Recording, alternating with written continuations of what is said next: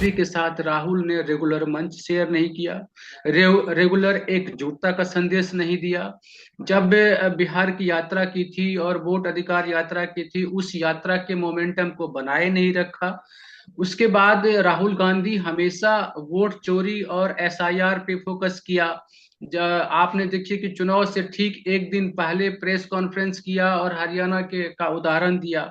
लेकिन जो जनता वहां की थी, एक तो उनके लिए ये कोई बड़ा मुद्दा नहीं था, उससे कनेक्ट नहीं हो पाए। तो आरजेडी के प्लस, दूसरा कि आरजेडी ने या कांग्रेस ने, महागठबंधन ने जिस तरीके से घोषणा पत्र के जरिए बड़े बड़े वादे किए थे कि सभी को नौकरी देने का, 30,000 रुपया महिलाओं को देने का, और भी मुफ्त बिजली की घोषणाएं। तो एक तो घोषणाएं मिलती जुलती थी और जनता को लगा कि महागठबंधन की जो घोषणाएं हैं वो पूरी होगी कि नहीं होगी, वो बड़ा मुश्किल सा लगा। तो वो वहां पे भरोसा नहीं हुआ। उसके बाद सीट शेयरिंग की जो सिचुएशन थी कि जहां पे कांग्रेस, आप देखिए कि 12 सीट पे, अल्टीमेट जिस दिन नामांकन का आखिरी दिन था उस दिन तक भी महागठबंधन में सीट बंटवारा नहीं हो सका। और नतीजा ये हुआ कि 12 से 13 सीट पे फ्रेंडली फाइट कर रहे थे। आप फ्रेंडली फाइट का मतलब क्या होता है? जब आपस में आप लड़ ही रहे हैं तो फ्रेंडली फाइट क्या होगा? तो वो तो चुनाव पे असर पड़ता है। तो सीट शेयरिंग सही मैसेज नहीं गया।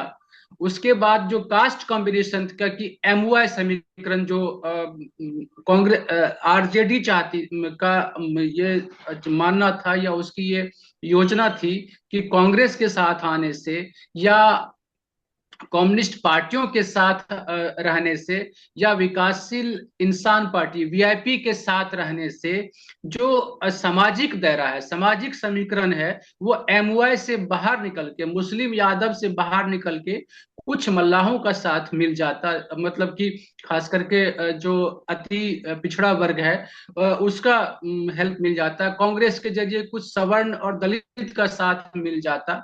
तो सामाजिक समीकरण को बढ़ाने की कोशिश की तेजस्वी ने अपने रणनीति के जरिए। लेकिन इन पार्टियों का इतना होल्ड, या समझिए कि इतना स्ट्रेंथ नहीं रहा जो कि आरजेडी को फायदा होता। तो कांग्रेस समेत वीआईपी भी और वाम दल भी, मुझे लगता है कि वो एक लाइबिलिटीज की तरह साबित हुई कि आरजेडी के वोट बैंक में प्लस नहीं ला पाए। और पीछे जो इन लोगों को सफलता मिली थी, चाहे कांग्रेस को चाहे वाम दल को, तो वो मुझे लगता है कि उस सफलता को बरकरार रखने में, अपने वोट बैंक को जोड़ कर रखने में इनके नेताओं ने या इनके लोगों ने काम नहीं किया पिछले 5 साल में, जिसके वजह से आरजेडी के साथ एक विश्वास बना रहता। और उस कारण से वोट बैंक को सहेज कर नहीं रख पाए, और जिस कारण से इस चुनाव में उसको वो साथ नहीं मिला। और आरजेडी अपने दम पे पूरा चुनाव लड़ा है इस बिहार में। अगर आप देखेंगे तो जो भी सफलता है पूरे बिहार के, आप सीट को देखिए तो हर सीट पर लगभग सेकंड पोजीशन में आरजेडी है, जहां जहां लड़ी है।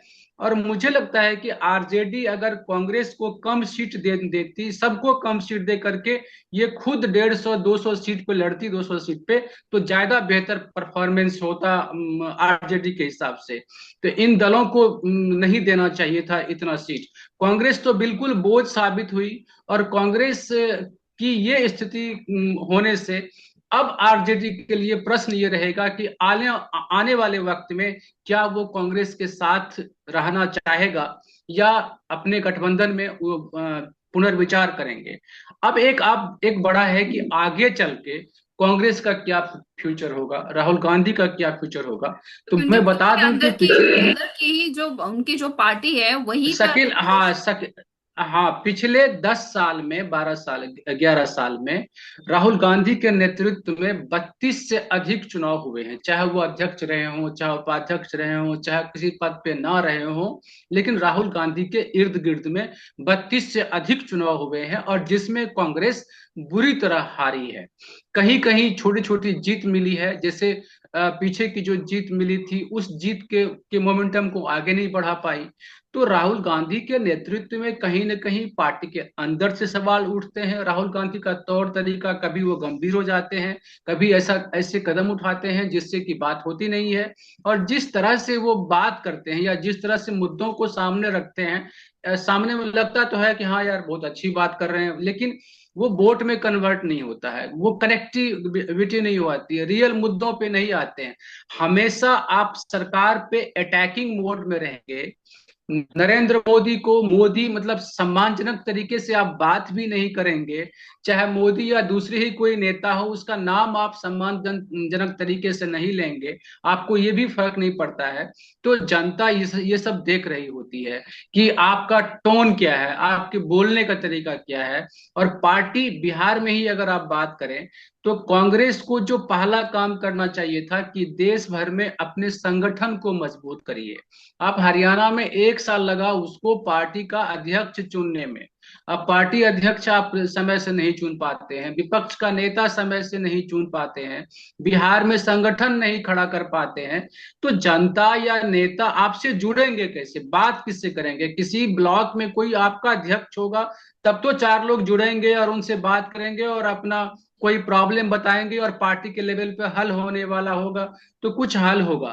तो केवल सोशल मीडिया या भाषण करने से या रैली करने से या केवल प्रेस कॉन्फ्रेंस करने से तो वोट बैंक तो नहीं बनेगा, उससे तो नहीं शेयर होगा। तो कांग्रेस के लिए एक तो प्रश्न चिन्ह है कि इस चुनाव में हार के बाद आगे जो 5 राज्यों में चुनाव होने वाले हैं, जिसमें तमिलनाडु है, वहां भी वो सहयोगी है डीएमके के साथ। पश्चिम बंगाल में कहीं है ही नहीं कांग्रेस, ममता बनर्जी बीजेपी सीन में है। उसके बाद आप जाएंगे असम। असम में जो बिहार की जीत है, इसका अगर असर हुआ तो बंगाल और असम में बीजेपी के लिए राह आसान हो गई है। और बहुत कठिन नहीं है वहां पे, असम में हो सकता है कि जो वापसी हो जाए बीजेपी की फिर से, क्योंकि वहां भी आप यही SIR CA वाला मुद्दा उठाएंगे और आम पब्लिक को लगता है कि ये हमारे लिए कोई बड़ा मुद्दा नहीं है।